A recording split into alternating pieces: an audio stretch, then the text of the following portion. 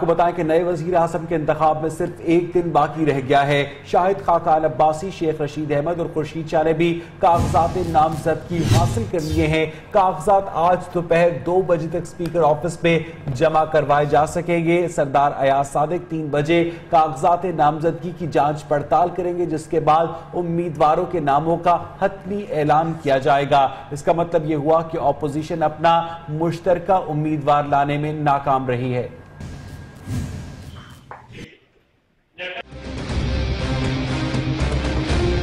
कौन बनेगा वजीर आजम? कौमी असेंबली कल नए कायदे ऐवान का इंतखाब करेगी। लीग नून के उम्मीदवार शाहिद खाकान अब्बासी ने कागजात नामजदगी हासिल कर लिए। पीटीआई के नामजद उम्मीदवार शेख रशीद अहमद और पीपल्स पार्टी के खुर्शीद शाह ने भी कागजात नामजदगी हासिल कर लिए हैं। कागजात नामजदगी आज दोपहर 2 बजे तक स्पीकर ऑफिस में जमा करवाए जा सकेंगे, जिसके बाद स्पीकर अयाज सादिक इन कागजात की जांच पड़ताल करके उम्मीदवारों के नामों का हतमी ऐलान करेंगे। नए वजीर आजम का इंतखाब कल कौमी असेंबली के इजलास में राय शुमारी के जरिए होगा।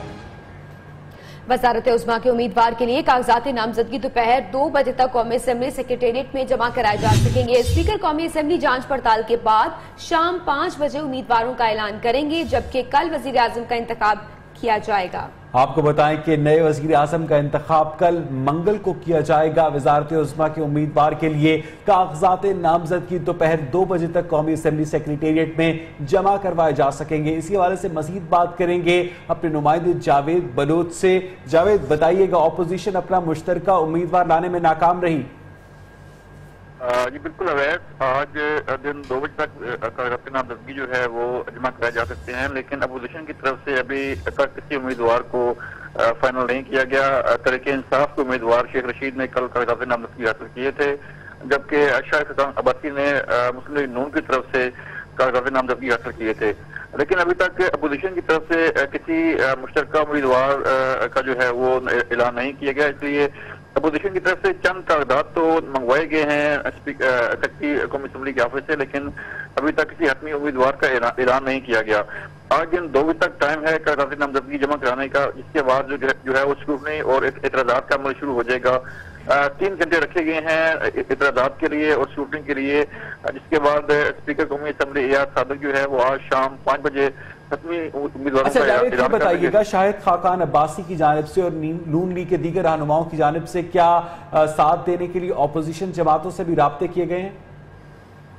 देखिए, कल शाहिद खाकान अब्बासी ने जो है वो राब्तों का सिलसिला शुरू किया था, जबकि नून की एक टीम जो है वो मुकर्रर की गई है सीनियर रहनुमाओं की, जो मुख्तलिफ, जैसे कि कल उन्होंने जनरल कायद अब्दुल बलोच ने फाटा के अरकान से भी राब्ते किए और दीगर MQM से भी रब्ता किया गया, जबकि दीगर जमातों से भी राब्ते किए जा रहे हैं। शाहिद खाकान अब्बासी का कहना था कि वो तमाम जमातों से वोट मांगेंगे ताकि जो है वो कौमी असेंबली में कामयाब हो सके। इसी तरह आज का दिन है तमाम राब्तों के लिए कागजात नामजदगी जमा करवाने के लिए, क्योंकि कल 3 बजे जो है वो कौमी असेंबली का इजलास तलब किया गया है और 3 बजे वज़ीर आज़म का इंतखाब शुरू हो जाएगा। बहुत बहुत शुक्रिया जावेद बलोच, अपडेट कर रहे थे इस्लामाबाद से। अपोजिशन का किसी उम्मीदवार पर इत्तफाक होगा या नहीं? अपोजिशन का मुत्तफिका उम्मीदवार लाने के हवाले से अपोजिशन लीडर खुर्शीद शाह के चैम्बर में आज इजलास होगा और इस वक्त तहरीके इंसाफ ने शेख रशीद को नामजद किया है, जबकि खुर्शीद शाह ने खुद भी कागजात नामजदगी हासिल कर लिए हैं। क्या अपोजिशन किसी एक उम्मीदवार पर मुत्तफिक हो पाएगी? इस हवाले से कुछ मजीद भी जानेंगे। तहरीके इंसाफ का उम्मीदवार शेख रशीद और पीपल्स पार्टी से खुर्शीद शाह का नाम है। नुमाइंदा न्यूज़ अली शेर हमें मजीद तफसीलात से आगाह करेंगे। अली शेर, बताइएगा, अभी तक क्या मजीद इत्तलात आ रही हैं? जी बिल्कुल, अभी तक तो ये इतलात है कि सैयद खुर्शीद शाह जो कि अपोजिशन लीडर है, उन्होंने 6 फार्म हासिल किए हैं 6 कैंडिडेट्स के लिए, क्योंकि उसमें जो एक कैंडिडेट होता है उसके लिए तईद कुनिंदा और तजवीज़ कुनिंदा के लिए भी चाहिए होते हैं। तो इस तरह 6 फार्म हासिल किए हैं। पीपल्स पार्टी की तरफ से अभी तक किसी की अनाउंसमेंट नहीं की गई। जमात इस्लामी, आफ्ताब खान शेरपो, मुस्लिम लीग काफ, इन तमाम की तरफ से जो है वो अभी तक ये नहीं किसी को नॉमिनेट किया गया। अलबत्ता चौधरी शुजात हुसैन ने सराजुल हक समेत बाकी जमातों से रब्ता किया अपोजिशन से, और आज खुर्शीद शाह की ज़ेर सदारत जो इजलास होगा उसमें शेख रशीद PTI और अवामी जो मुस्लिम लीग है उसके उम्मीदवार के तौर पर शरीक होंगे। ताहम इस बात का इम्कान है कि अपोजिशन जो है वो किसी एक मुतफिका उम्मीदवार पर शायद मुतफिक ना हो सके, क्योंकि पीटीआई ने बगैर पूछे, यानी ये खुर्शीद शाह का कहना है कि पीटीआई ने अब दीगर अपोजिशन की बातों से मुशावरत किए बगैर ही शेख रशीद को नामजद कर दिया। ताहम शेख रशीद का ये कहना है कि उनकी पूरी कोशिश होगी कि उम्मीदवार जो है वो अपोजिशन की तरफ से मुतफिका हो जाए। अब ये डिपेंड करता है कि वो सिर्फ अपने आप को ही उम्मीदवार समझते हैं कि अगर उन्हें नॉमिनेट कर दिया जाए तो वो मुतफिका हो जाए, या किसी दूसरे को भी एक्सेप्ट करने को तैयार है। तो इसका फैसला 11:30 बजे अपोजिशन के इजलास में होगा। अपोजिशन का इजलास 11:30 बजे शुरू होगा और तकरीबन 1.5-2 घंटे के अंदर ये बात तय कर ली जाएगी इत्तेफाक होता है या नहीं। और आज की दिलचस्प बात ये भी होगी कि अपोजिशन जो है, खुसूसन पीपल्स पार्टी, वो इस बात पे भी तनकीद करेगी जो कुछ कल इमरान खान ने अपनी यौम तशक्कुर रैली में आसिफ अली जरदारी के बारे में कहा कि नवाज शरीफ चला गया, अब आसिफ अली जरदारी को भी नहीं छोड़ेंगे, तो उस हवाले से भी इस बात पे तनकीद आएगी। ठीक, बहुत शुक्रिया अली शेर, आपने हमें अपडेट किया। नवाज शरीफ के बाद इमरान खान की तलाशी जारी है। सुप्रीम कोर्ट में इमरान खान की नाअहली और पीटीआई की फॉरेन फंडिंग केस की समाअत कुछ देर में होगी। चीफ जस्टिस साकिब निसार की सरबराही में 3 रुकनी बेंच समाअत करेगा। तहरीक इंसाफ के वकील अनवर मंसूर अपने दलाइल देंगे।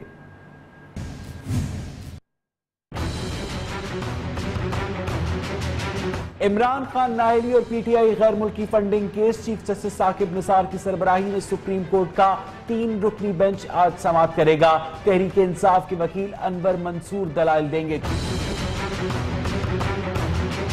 चेयरमैन इमरान खान की नाअहली के लिए मुस्लिम लीग नून के रहनुमा हनीफ अब्बासी ने दरखास्त दायर कर रखी है। इस हवाले से मजीद भी आपको तफसीलात देंगे और आपको बताते चलें कि आज नाअहली केस के हवाले से नवाज शरीफ के बाद इमरान खान की तलाशी भी जारी है और सुप्रीम कोर्ट में इमरान खान की नाअहली और पीटीआई की गैर मुल्की फंडिंग केस की समाअत कुछ देर में होगी। चीफ जस्टिस मियां साकिब निसार की सरबराही में 3 रुकनी बेंच इसकी समाअत करेगा।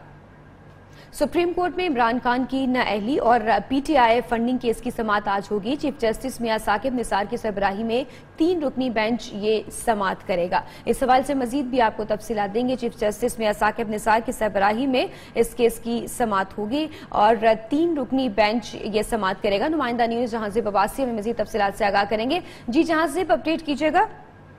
जी बिल्कुल, चीफ जस्टिस साकिब निसार की सरबराही में 3 रुकनी बेंच आज इमरान खान नाअहली केस को सुनने जा रहा है। 11:30 बजे इस केस की समाअत होगी और ये बुनियादी तौर के ऊपर 2 दरखास्तें हैं। पहली दरखास्त इमरान खान की नाअहली से मुतल्लिक है, जबकि दूसरी दरखास्त तहरीक इंसाफ की फॉरेन फंडिंग से मुतल्लिक है। नून लीग के रहनुमा हनीफ अब्बासी ये केस सुप्रीम कोर्ट में लेके आए थे और जो है वो तकरीबन 2.5 से 3 माह से इस केस की जो है वो समाअत हो रही है और आज भी जो है 11:30 बजे चीफ जस्टिस साकिब निसार की सरबराही में 3 रुकनी बेंच इस केस की समाअत करेगा।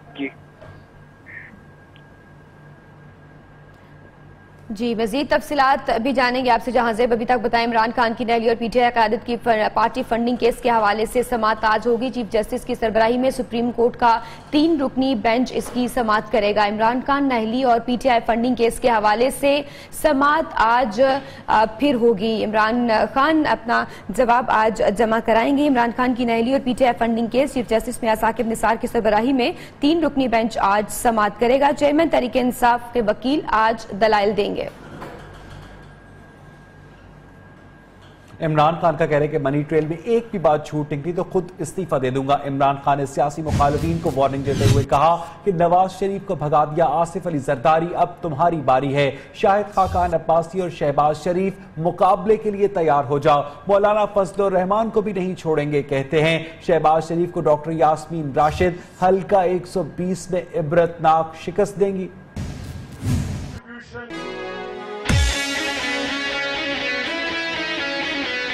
मैं वो 5 सुप्रीम कोर्ट के जजेस को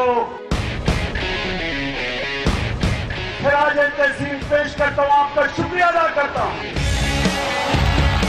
मैं जेआईटी के मेंबर्स में आज आपको सलूट करता हूं। शाहिद खाकान अब्बासी और शहबाज शरीफ मुकाबले के लिए तैयार हो जाओ।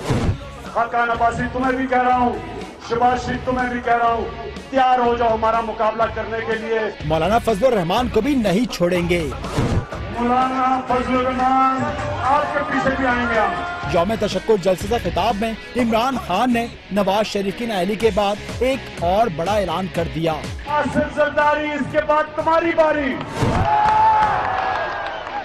मनी ट्रेल झूठी निकली तो पार्टी क़यादत से इस्तीफा दे दूंगा, चेयरमैन तहरीक इंसाफ का 2 टोक ऐलान। इनकी तो सारी दास्तान है झूठ की। मेरी अगर एक बात सुप्रीम कोर्ट में निकली, जो भी मैंने उनको कहा है, एक बात झूठ की निकली, मैं खुद ही पार्टी से इस्तीफा दे दूंगा। ना खुद झुकूंगा न कौम को झुकने दूंगा, जो कानून तोड़ेगा उसे सजा मिलेगी। कप्तान ने नए पाकिस्तान के लिए भी अपनी तरजीहात बता दी। इंशाल्लाह हमारे दौर में जो नैब होगी वो इंतजार नहीं करेगी कि प्राइम मिनिस्टर उसे पूछे। जो नैब होगी, जो कानून तोड़ेगा उसको पकड़ेगी। पीटीआई सरबराह ने जय टीम इमरान और जजेस को करप्ट माफिया के खिलाफ डटे रहने पर खिराज तहसीन पेश किया। नया पाकिस्तान बनाने के दावेदारों से खैबर पख्तूनख्वा तो नया नहीं बन सका। ख्वाजा साद रफीक इमरान खान पर बरस पड़े, कहा बनी गाला का 300 कनाल का महल और टैक्स सिर्फ 1.5 लाख। मरियम औरंगजेब बोली लाखों का मजमा क्या होता है, पीटीआई को जल्द दिखा देंगे। क्या पीसीओ के तहत ओथ लेने वाले जज साहब। लीगी रहनुमाओं ने तहरीक इंसाफ के जलसे का रद्द अमल देते हुए कहा कि पीटीआई को हुकूमत मिली तो इदारे तबाह कर देगी। कप्तान को बहरूप खान का नाम देते हुए साद रफीक ने कहा कि नथिया गली में वजीर आजम की सरकारी रहायशगाह को होटल में तब्दील करने का दावा करने वाले अब भूल क्यों गए। साबिक वजीर मुमलिकत मरियम औरंगजेब भी पीछे न रही, बोली झूठ बोल बोल कर सच नहीं बनता, लाखों का मजमा क्या होता है तहरीक इंसाफ को जल्द बताएंगे। लोगों की बेटियों के बारे में बात करना, इल्जामात लगाना। 2013 में धरने के अंदर अदारों को गाली देते थे, अदारों के अफसरों को गाली देते थे, जो इनको सवाल करता था उसको गाली देते थे। 3 अदालतों से मफरूर ये हकीकत है कि इमरान खान साहब है आज के तारीख के अंदर। एहसन इकबाल बोले नवाज शरीफ पर करप्शन का इल्जाम साबित ना हो सका, बदकिस्मती से 70 साल में एक वजीर आजम भी मुद्दत पूरी ना कर सका। चेयरमैन तहरीक इंसाफ इमरान खान ने इस्लामाबाद के जलसा आम में साबिक सदर आसिफ अली जरदारी को भी ललकारा। कहते हैं अगली बारी आसिफ अली जरदारी तुम्हारी है। पीपल्स पार्टी इमरान खान की ललकार को कैसे देखती है, इस पर पीपल्स पार्टी के रहनुमा मौला बख्श चांडियों ने क्या रद्द अमल दिया, आइए आपको दिखाते हैं। हमें मायूसी हुई है, मुझे हम सब ख्वाहिशमंद थे कि अपोजिशन मुत्तहद हो और ये जो अदलिया के फैसले के सबरात हैं वो कौम को फायदा पहुंचाए, लेकिन ये अना के मामलों में मुझे तो ऐसा लगता है, मैं टर्नों के जमाने से इस्लामाबाद में जब आए थे तब से मैंने तबसरे करने शुरू किए थे कि इनमें कौमी रहनुमा वाली सलाहियतें नहीं है, लेकिन बहरहाल हालात ने ऐसा कर दिया। मेरा ख्याल है इनको शाइस्तगी और फहमीदगी का भी दामन नहीं छोड़ना चाहिए और सियासत को समझे। अभी तक अभी हुकूमत ही नहीं मिली है, ये तो तकबर में मियां साहब से भी आगे चले। करप्शन का कोई इल्जाम साबित न हो सका, मुल्क की खजाने को भी कोई नुकसान नहीं पहुंचाया। साबिक वजीर आजम नवाज शरीफ कहते हैं कि ओहदे से हटाए जाने की वजह समझ नहीं आ रही। मरी में नवाज शरीफ ने कश्मीर पॉइंट पर कारकुनों से खिताब किया, चांगला गली भी गए। मरियम नवाज ट्विटर पर सरगर्म रही।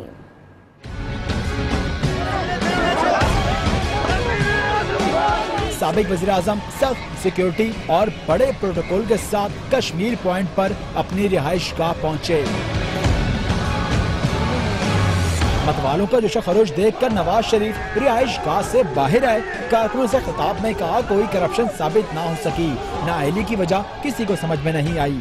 मुझे डिस्क्वालीफाई किया गया है, ये करप्शन की वजह से नहीं है, ये तो वो वजह है जो कि किसी को समझ नहीं आती कि ये क्या वजह है। उधर मरियम नवाज ट्विटर पर इन एक्शन रही, वीडियोस भी शेयर की।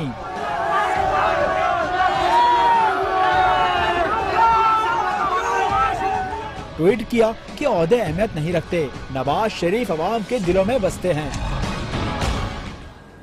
पैनामा केस पर नैब का लाएमल क्या होगा, सुप्रीम कोर्ट की हिदायत पर अमल दरामद कैसे किया जाएगा। चेयरमैन नैब कमर जमान चौधरी की जेर सदारत अहम इजलास आज होगा। इस इजलास में पैनामा केस के फैसले के कानूनी पहलुओं पर भी गौर किया जाएगा। इस हवाले से मजीद भी बात करेंगे अपने नुमाइंदे जावेद बलोच से। जावेद, क्या इतलात हैं? जी वैसे नैब की जो लीगल टीम है, प्रोसिक्यूटर जनरल उसके जो दीगर लीगल टीम के अरकान हैं इस केस का जायजा ले रहे हैं, जिसकी तफसीली रिपोर्ट जो है वो नैब के एग्जीक्यूटिव बोर्ड के इजलास में पेश की जाएगी। उस पर चेयरमैन नैब और दीगर जो डायरेक्टर जनरल हैं उनको ब्रीफिंग दी जाएगी, जिसके बाद बाकायदा जो है वो शरीफ फैमिली के खिलाफ नैब रेफरेंस दायर करने के हवाले से कार्रवाई का आगाज हो जाएगा। अभी नैब की लीगल टीम ने अपनी कार्रवाई का आगाज किया है, जिसके बाद नैब एग्जीक्यूटिव बोर्ड के इजलास मंजूरी के बाद बाकायदा जो है वो रस्म की तैयारी के हवाले से जो है वो कार्रवाई का आगाज होगा। नैब इसका बदल रावलपिंडी और इस्लामाबाद में ये रेफरेंस दायर किए जाएंगे, जिसके लिए डीजी नैब रावलपिंडी को जिम्मेदारी सौंपे जाने का इम्कान है। बहुत बहुत शुक्रिया जावेद बलोच, अपडेट कर रहे थे इस्लामाबाद से। सुप्रीम कोर्ट के फैसले पर अमल दरामद करने के लिए नैब की जानिब से रेफरेंस दायर करने की तैयारियां शुरू हो गई हैं। इत्तलात के मुताबिक आज चेयरमैन नैब कमर जमान चौधरी की ज़ेर सदारत अहम इजलास होगा, जिसमें नैब रेफरेंस दायर करने के कानूनी पहलुओं पर गौर किया जाएगा। कराची में कारोबारी हफ्ते के आगाज पर पाकिस्तान स्टॉक एक्सचेंज पे होने वाले कारोबार में मस्बत रुझान देखा जा रहा है। ट्रेडिंग के आगाज के साथ ही 100 इंडेक्स में 700 पॉइंट्स का इजाफा नोट किया गया। मजीद जानेंगे नुमाइंदा न्यूज़ राजा कामरान से। राजा कामरान, बताइएगा क्या इत्तलात है? जी, जैसे कि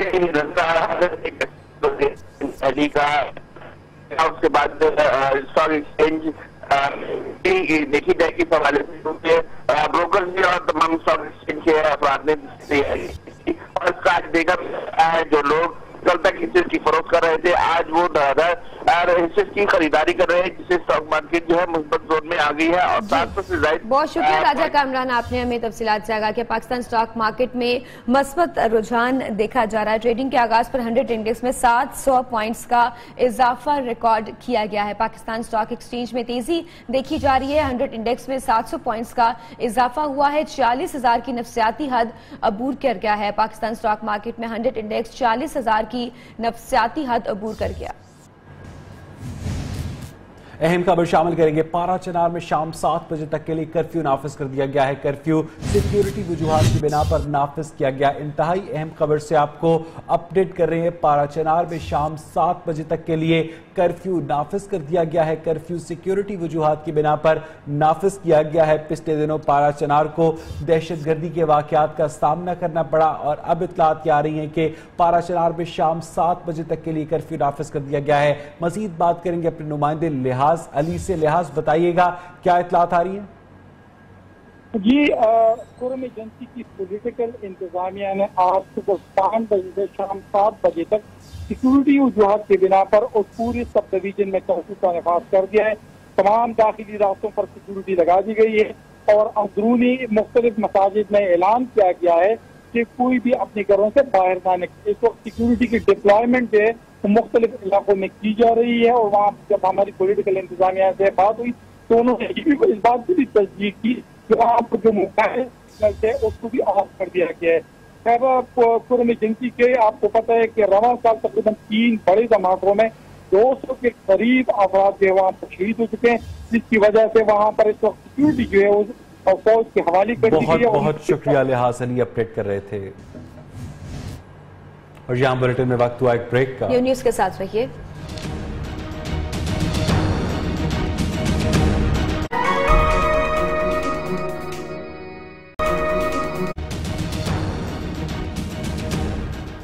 वेलकम बैक। आपको बताएं कि पनामा केस पर अमल दरामद के लिए नैब ने सुप्रीम कोर्ट का फैसला और रिकॉर्ड हासिल कर लिया है। जराये के मुताबिक शरीफ फैमिली के खिलाफ रेफरेंस दायर करने के लिए नैब की लीगल टीम ने कार्रवाई का आगाज कर दिया है, जबकि नैब के प्रोसिक्यूटर जनरल की जानिब से नैब के एग्जीक्यूटिव बोर्ड को ब्रीफिंग दी जाएगी।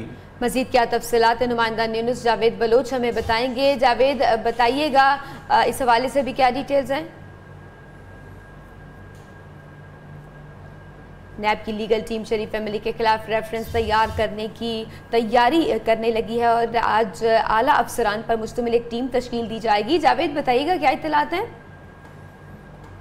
बिल्कुल फरवत, ये नैब की एक लीगल टीम जो है वो उस पर काम कर रही है जो शरीफ फैमिली के खिलाफ रेफरेंस दायर करने हैं। नैब ने उसके हवाले से इस सिलसिले में नायब ऑर्डिनेंस के मुताबिक जो है वो एग्जीक्यूटिव बोर्ड तमाम रेफरेंसल की मंजूरी देता है। इस हवाले से जराई बता रहे हैं कि नायब के एग्जीक्यूटिव बोर्ड का हंगामी इजलास किसी भी वक्त तलब किया जा सकता है, जिसमें ये जो सुप्रीम कोर्ट की तरफ से फैसला किया गया है रेफरेंस जारी करने का वो, और जो GIT की रिपोर्ट है उस पर जो है वो अहम फैसले किए जाएंगे। इस हवाले से नायब के प्रोसिक्यूटर जनरल की तरफ से कार्रवाई का आगाज किया गया है, जबकि जो बाकी DGs हैं, नायब के DG ऑपरेशंस हैं, DG हेडक्वार्टर हैं और DG रावलपिंडी और दीगर तमाम रीजन के DG भी को भी इस सिलसिले में ब्रीफ किया जाएगा और एक टीम तश्कील दी जाएगी जो तफ्तीशी टीम अपना एक तफसीली रेफरेंस तैयार करके नायब कोर्ट में जो है वो दायर करेगी। शुक्रिया जावेद, आपसे मज़ीद तफसीलात भी जानेंगे। और यहाँ बुलेटिन में वक्त हुआ एक ब्रेक का। ब्रेक से पहले न्यूज अपडेट्स।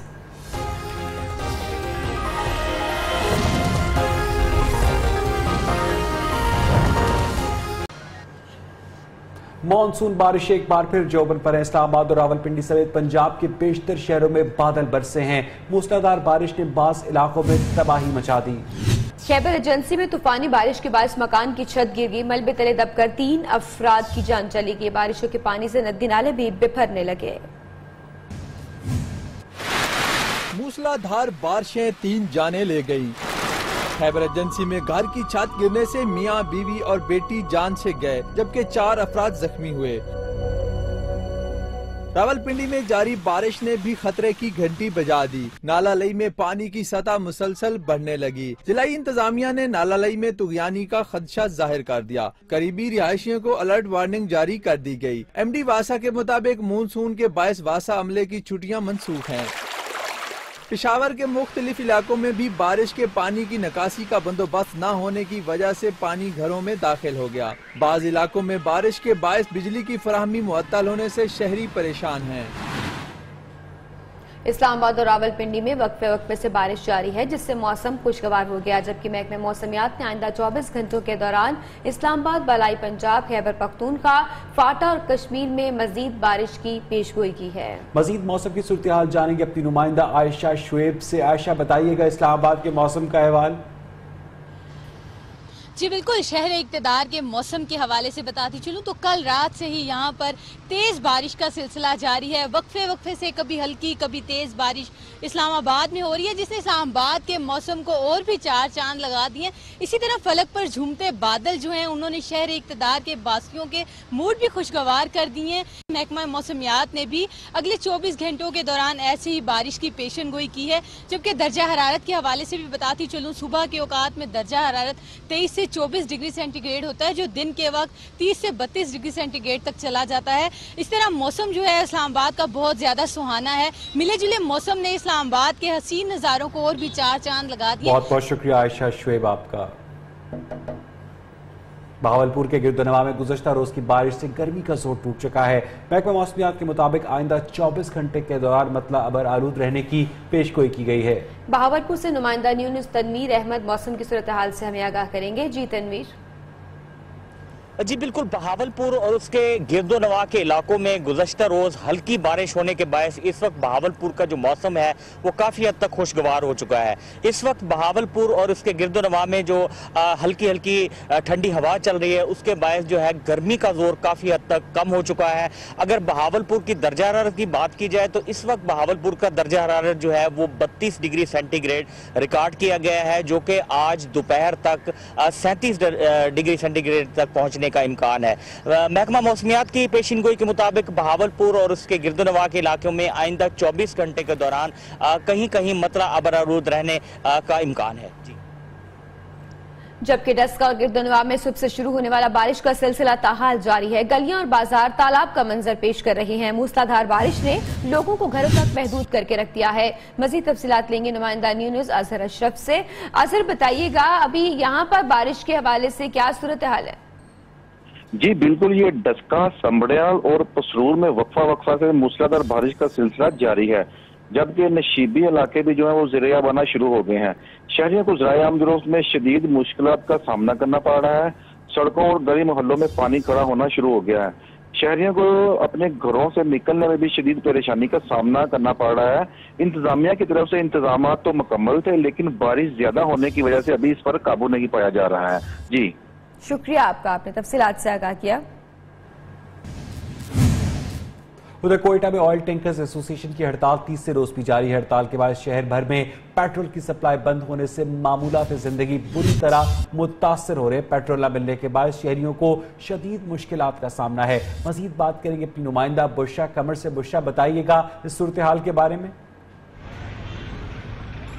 जी, कोयटा में एक मरतबा फिर से ऑयल टैंकर एसोसिएशन की जानिब से हड़ताल कर दी गई है। ऑयल टैंकर एसोसिएशन के सदर टकरी मोहम्मद इस्माइल का कहना है कि कानून नाफिज करने वाले इदारों की जानिब से लखपा से करीब उनके गवादर और कराची से आने वाले टैंकर्स को रोका जाता है, ड्राइवर्स के साथ बदतमीजी की जाती है, जिसके खिलाफ जो है वो गुज़िश्ता 3 रोज से हड़ताल पर है।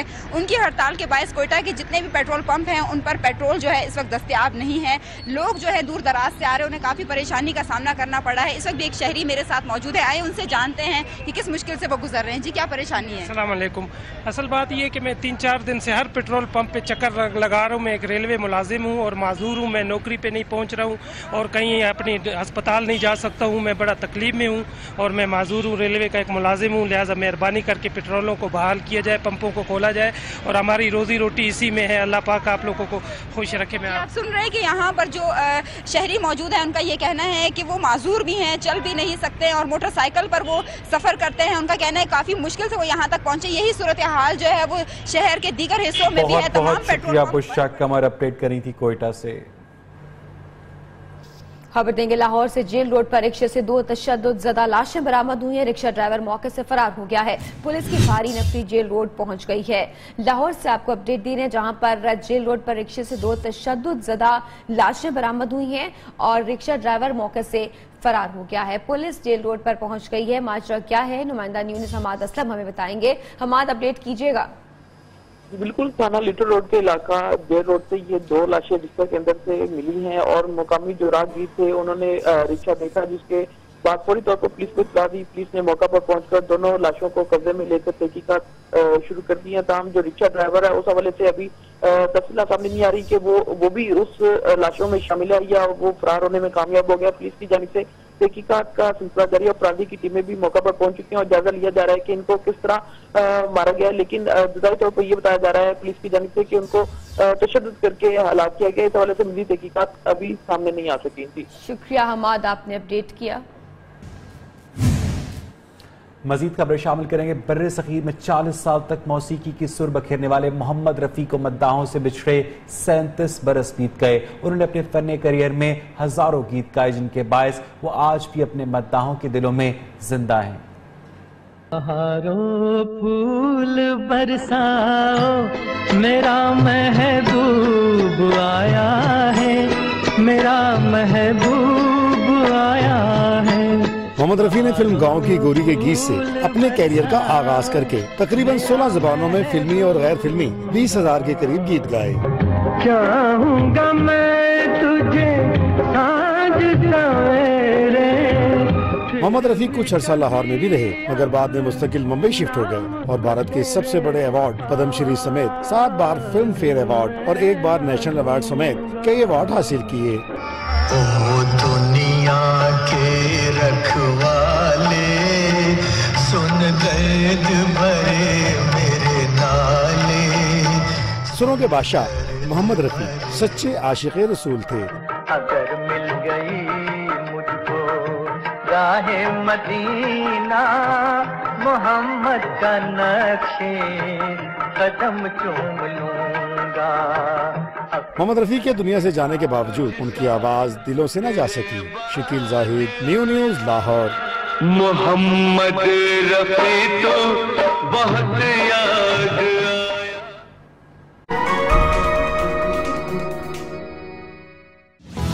बाद से जहां डिस्ट्रिक्ट जेल में डॉक्टर महमूद अलीम के कातिल ने खुदकुशी कर ली है।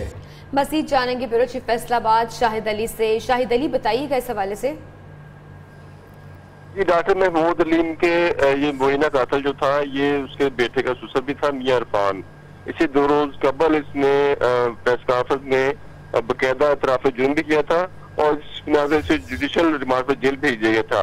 आज जो के मुताबिक उसने जेल के बाथरूम में हजारबंद से लटक कर खुदकुशी कर ली है, जबकि जरा का ये भी कहना है कि ये खुदकुशी मुबैना है। जिस तरह फौरी तौर पर मुबैना पुलिस मुकाबले किए जाते हैं, इसी तरह ये एक मुबैना खुदकुशी भी जाहिर की जा रही है। ताहम जो जाहिर तौर पर ऑफिशियल तौर पर ये अनाउंस किया जा रहा है, ये बात है कि मियां इरफान जो कि डॉक्टर महमूद अलीम के बेटे का साबिक सुसर था, उसे 2 रोज कबल उसने एतराफ़ी जुर्म भी किया था, मीडिया के सामने से पेश भी किया गया था। आज उसने डिस्ट्रिक्ट जेल फैसलाबाद के वाशरूम में हजारबंद से लटकर खुदकुशी कर ली और इस हवाले से जो उसके बहुत सारे सवालात भी उठाए जा रहे हैं। ताहम जो बज़ाहिर जो बताया जा रहा है वो ये बताया जा रहा है कि महमूद अली। बहुत शुक्रिया आपका शाहिद अली, आपने हमें तफसीलात से आगाह किया। ऑपरेशन रद्दुल फसाद के तहत पुलिस के मुख्तलिफ इलाकों में सर्च ऑपरेशन जारी हैं। इसी हवाले से अगर आपको मजीद बताएं तो हाफिजाबाद में 14 इश्तिहारियों समेत 56 मुश्तबा अफराद को गिरफ्तार किया गया। कबीरवाला से भी 5 मशकूक अफराद कानून की गिरफ्त में आ गए।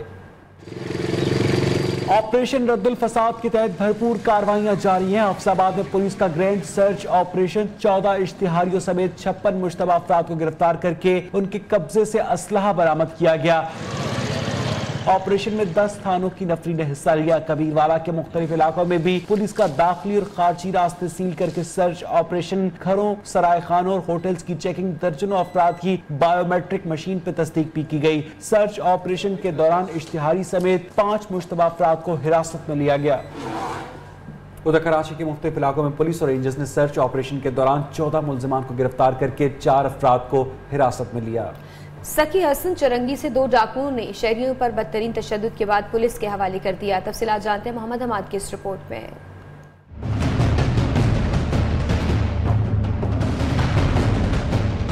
बल्दिया टाउन आफरीदी कॉलोनी में रेंजर्स और पुलिस ने मुश्तरका ऑपरेशन के दौरान इलाके के दाखिली और खारजी रास्ते सील किए। घर घर तलाशी के दौरान 4 अफराद को हिरासत में ले लिया। दूसरी जानिब गुलिस्तान जौहर ब्लॉक 14 में मुबैना पुलिस मुकाबले के बाद एक डाकू जख्मी हालत में गिरफ्तार किया, जिसके कब्जे से असलहा भी बरामद कर लिया गया। पाकिस्तान बाजार पुलिस ने भी कार्रवाई करके 8 जुआरी को गिरफ्तार किया और कब्जे से जुए की रकम बरामद करके मुकदमा दर्ज कर लिया। जबकि स्ट्रीट क्राइम से परेशान शहरियों ने सड़क पर ही अदालत लगा ली। सकी हसन चरंगी पर मोटरसाइकिल छीनने वाले 2 डाकू अवाम के हत्थे चढ़ गए। शहरियों ने दोनों डाकुओं को मार मार कर लहू लहान किया और फिर पुलिस के हवाले कर दिया। कैमरामैन शाहिद सत्तार के साथ मोहम्मद हम्माद, नियो न्यूज़, कराची। फैसलाबाद शहर में वाक़ सबसे बड़े कलीम हेड पार्क में इंतजामिया ने नाअहली और इंतजामी इदारों की नाकिस कारकर्दगी के बायस इसे खंडरात में तब्दील कर दिया है। टूट फूट के शिकार इस पार्क की मजीद तफसीलात बताएंगे उस्मान सिद्दीक अपनी इस रिपोर्ट में।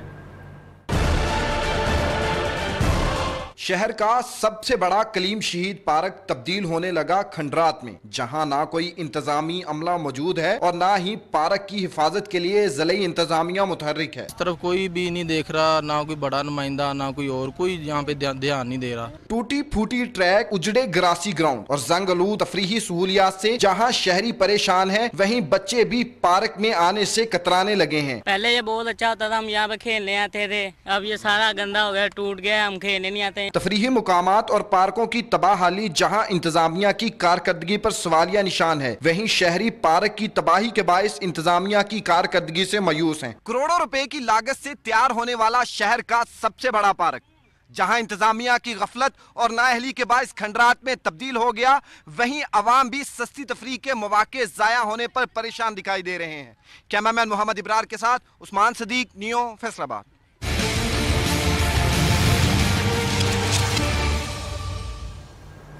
ब्राजील के लुकास डी ग्रासी ने मॉन्ट्रियल फार्मूला इलेक्ट्रिक ग्रां प्री का पहला टाइटल जीत लिया है। फाइनल रेस में ग्रासी ने दिफाई चैंपियन सेबेस्टियन ब्यूमी को सख्त मुकाबले के बाद शिकस्त दी।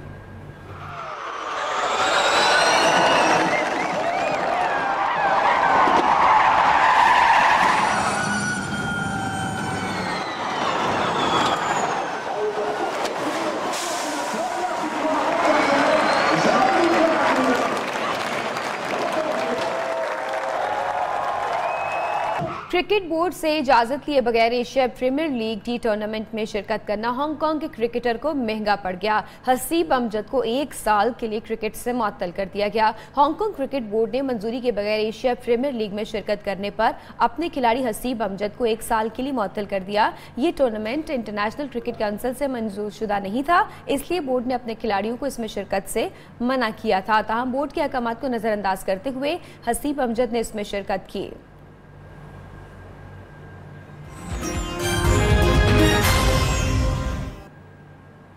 रूस और अमेरिका के दरमियान सर्द जंग की चिंगारी भड़क उठी है। वाशिंगटन की जानिब से मॉस्को पर नई पाबंदियों के जवाब में सदर पुतिन ने अमेरिकी सिफारती अमले के 755 अराकीन को मुल्क छोड़ने का हुक्म दिया है। मौजूदा तारीख में किसी मुल्क से एक वक्त में सिफारतकारों की यह सबसे बड़ी बेदखली है।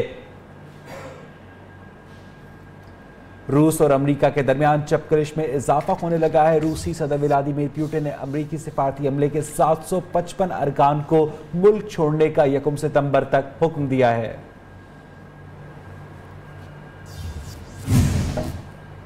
एंटरटेनमेंट न्यूज शामिल करेंगे। अंडर वाटर किंगडम का वारिस दुनिया और अपने लोगों को बड़ी तबाही से बचाने आ गया। एक्शन और थ्रिल से भरपूर फिल्म एक्वामैन का ट्रेलर जारी कर दिया गया है। फिल्म आइंदा साल दिसंबर 2018 में रिलीज की जाएगी।